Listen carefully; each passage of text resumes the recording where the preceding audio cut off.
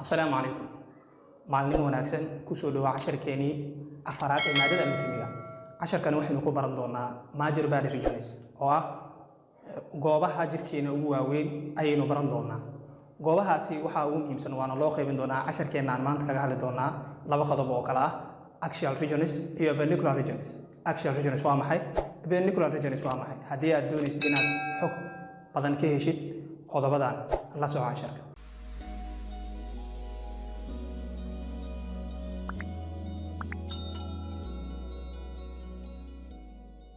haddii aynu gudagalno casharkeena maanta qodobkiisa koowaad oo ah major body regions si aynu hore u soo sheegnay waxa loo qeybiyaa labadaas oo kala ah axial regions iyo appendicular regions. Axial regions markaynu sharaxno waxa weeye qeyb kasta oo ka soo bilaabata madaxa marta qeybahan dhexe ee jirka dhammaan waxa loo yaqaanaa axial region. Appendicular region waxa loo yaqaanaa wax walbo dhinacyaha mara magacyada ay qaataan inta badan waxa loo yaqaanaa extremities waa loo yaqaanaa ama appendages waa la yiraahdaa. Iyagana waynu ku hadli doonaa xubnaha soo gala iyo meelaha ay ka kooban yihiin waynu sharxi doonaa. Haddii aanu ku horeyno axial region. Axial region waa maxay? Axial region markaynu sharaxno waxay ka kooban tahay head oo ah madaxii. Waxa kale ay ka kooban tahay neck oo ah qoorti iyo trunk. Trunk ama waxa loo yaqaanaa torso. head adaynu dhahno waa madaxa marka xubin kasta oo madaxaas ku taala waxa loo yaqaanaa ama ay soo gashaa axialka. xubin kasta ama xubno kasta oo dhuunta soo gala ama qoorta soo galana waxa ay raacaan axialka. haddii aynu u noqono trunk ama torso waa maxay trunk ama torso?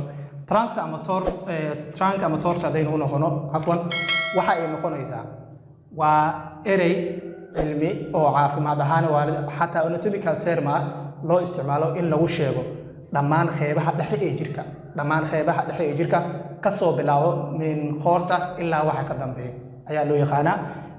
inta badan marka laba xubin ama laba region ayaa ugu weyn. Regionada inta badan loo qeybiyo waxa loo yaqaanaa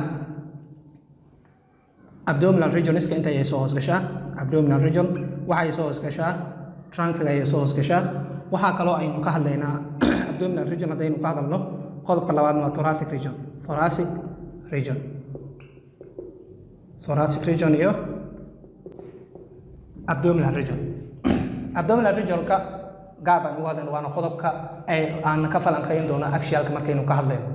Axialka waxa muhiim ah inaynu ogaano waxa uu ka kooban yahay madaxa, qoorta iyo trunkiga ama torso oo loo yaqaano wax walbo oo marka laga soo tago madaxa iyo qoorta u dhaxeeya jirka qeybihiisa dhexe dhan ku toosan waxa loo yaqaanaa trunk ama torso. Okay, trunk ama torso waxaan dhahnay in waxa loo qeybiyaa labo oo kala ah abdominalka haddaynu qiyaasno waxay ku toosan tahay centralka of the body. Okay, thoraciga waxay ku toosan tahay waxay ku toosan tahay qeybta dhexe ee jirka.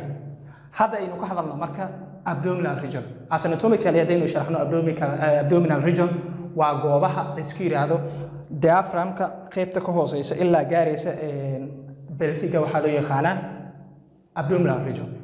Abdominal regionka markii la qeybinayo naftirkiisa waxa loo qeybiyaa ilaan waxaynu baranaynaa anatomy markii laga hadlayo waxa waajib ah in xubinteeda aad sheegtid ama qeybta aad sheegtid inaad kala qeybisid. hadda waxaynu u baahanahay marka inaanu si tifatiran uga hadalno abdominal region. hadda aynu galno marka abdominal region.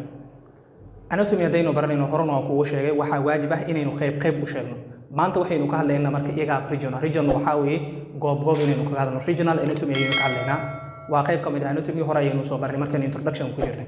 hadda abdominal region ayaynu galaynaa. Abdominal region halkay nooga timid trunk ama torso ayaynu nooga timid. Trunk ama torso oo dhahnay qeyb kasta oo jirka ku toosan qeybihiisa dhexe oo central of the body jirta waxa loo yaqaanaa trunk ama torso. qeybtaasi waxa aanu qaybinay labo oo ahayd abdominal region iyo waxaynu u qaybinay thoracic region. Abdominal region ayaynu sheegi doonaa. Abdominal region markii aan region u dhigayno ama la qaybinayo laba ayaa loo qaybiyaa. mar waxaynu u qaybin doonaa quadrantes afarey. Quadrantes waxa la yiraahdaa afar ama afarley ayaan u qaybin doonaa. Quadrantes marna waxaynu u qaybin doonaa regions. inkastoo topigeenu uu yahay regions balse haddii aynu sharxayno abdominal region waa waajib inaynu sheegno quadranteska waxay ka kooban yihiin afar. midkaan waxa uu ka kooban yahay regionskana waa saddex.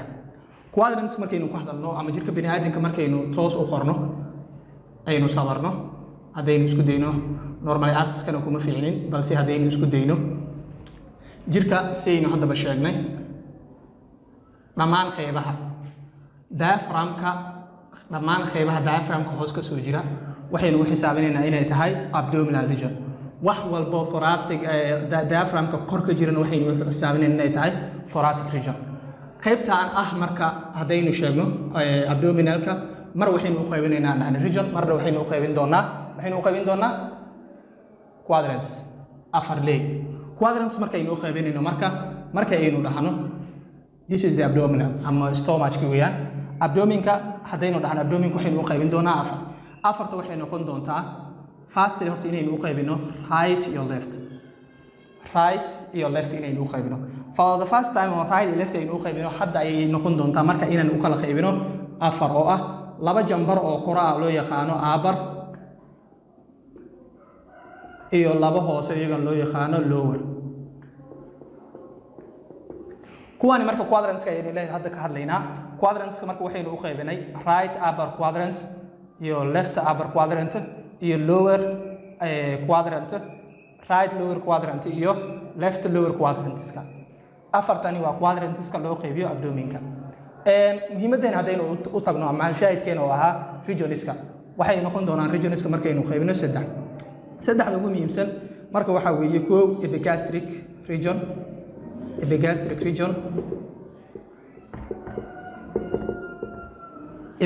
region waxaa la yidhahdaa qaybta caloosha ku toosan qaybtaasoo kor ka jirta umbilicalka qaybta kor ka jirta waxaa loo yaqaanaa epigastric qaybta xigta marka ama marka aynu ka dhigno hadda quadrants ahaan ayaynu u sheegaynay balse marka aynu u dhigno this haddaynu ka soo qaadno inay abdominka tahay abdominka ayaynu waxaynu u qaybin doonaa saddexdaynu u qaybin doonaa qaybtan ku toosan umbilicalka waxaa loo yaqaanaa umbilical region waa qaybta aan hadda sheegi doono waa qaybta labaad umbilical region qaybta umbilicalka ama xudunta ka koraysana waxaa loo yaqaanaa epigastric region waayahay qaybtan marka soo xigta ama u dhow pubic arca ama u dhow pubic bonka waxaa iyadan loo yaqaanaa gastric ayaynu ku dhihin cafwan epigastric umbilical region iyo waxay noqon doontaa hypogastric region oo ah hypo ka hooseyso ibi ka korayso waa medical terminology kulli maadaasa lagu bartaa inta badan ma sharxayno marka epigastric region goobta ka koraysa abdominka umbilical region qaybta xudunta iyo hypogastric region waa regionska marka saddexdaasi loo qaybin doono abdominal regionka haddaynu fahnay abdominal region inuu aynu ka hadalnay saddexdaas inuu ka kooban yahay quadrantskan afartan ay ka kooban tahay haddaynu marka bilaabno qaybta labaad oo casharkeena maanta ah oo aynu kaga hadlaynay regions of the body waxaynu ka hadlaynaa marka appendicularka hadday si fiican aynu soo fahnay axialka appendicularka wax walba waxaan dhahnay hareeraha ka baxsan qaybahan dhex jirka axialkaba ka baxsan waxaa loo yaqaanaa appendicular region goobahaasi markaynu ka hadlayno appendicular ereygan keliya waxaa loo macnayn karaa ama looga dhigi karaa ereyo kale oo kale ah kow extremities waa la dhihi karaa ereygan waxaa kaloo la dhihi karaa appendagesna waynu dhihi karnaa waxaynu kaloo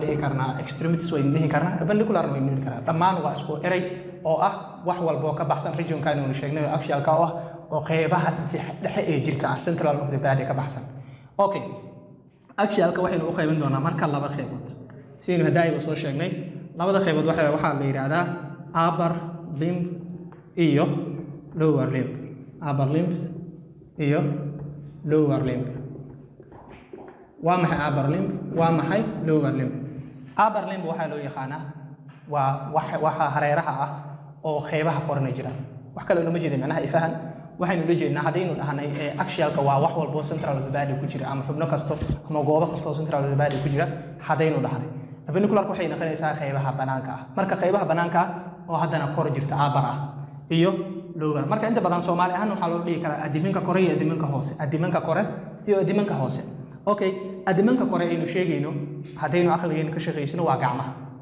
xaqiiqatan waa gacmaha okay lower limbs kadib ka aqligeena ka shaqeysano iyagana waa lugaha waana xaqiiq upper limbs waxaa loo yaqaanaa waa gacmaha lower limbs kana waxaa weeye lugaha okay upper limbs waxaa ugu muhiimsan marka isagana saddex qaybood oo kala ah arm oo loo yaqaano brachial region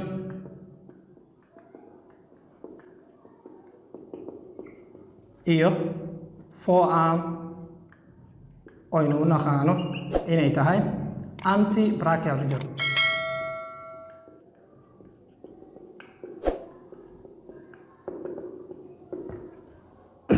qayb saddexaad oo ah arm haddaynu fahnay forearm nation qayb saddexaad waxay noqon doontaa hand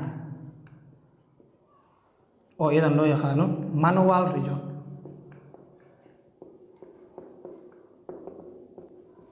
qaybta ugu dambeysa waa faraha marka fingerski oo iyadan loo yaqaano digitis ayay loo yaqaanaa.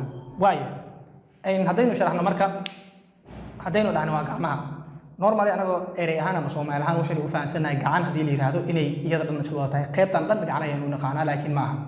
qaybtan oo muruqa soo xigta waxaa loo yaqaanaa arm. qaybtaasi marka waxa aynu u naqaanaa marka inay tahay brachial region markay region ahaan u dhigno. qaybta forearm-ka oo kasoo xigta kasoo hooseysa xusulka waxaa loo yaqaanaa iyadana forearm oo aynu dhihi karno waa antebrachial region. okay, hand oo ah gacanta marka meesha faraha ay ku yaasho meesha inuu ku qabsano waa gacantii. gacanta marka waxaa loo yaqaanaa manual region ayaynu u naqaanaa. okay, fingers waa maxay? waa farihii. fingers marka farihii waxay noqon doontaa digitis ayaynu u naqaanaa ama region ahaan markaynu sheegayno waxaynu sheegayna inay tahay digitis. waayahay qaybtan haddaynu fahnay upper limbiskii lower limbiskana iyagana waxay noqon doontaa afar. lower limbiska waxaa marka kow ah thigh oo aynu u naqaano femoral region.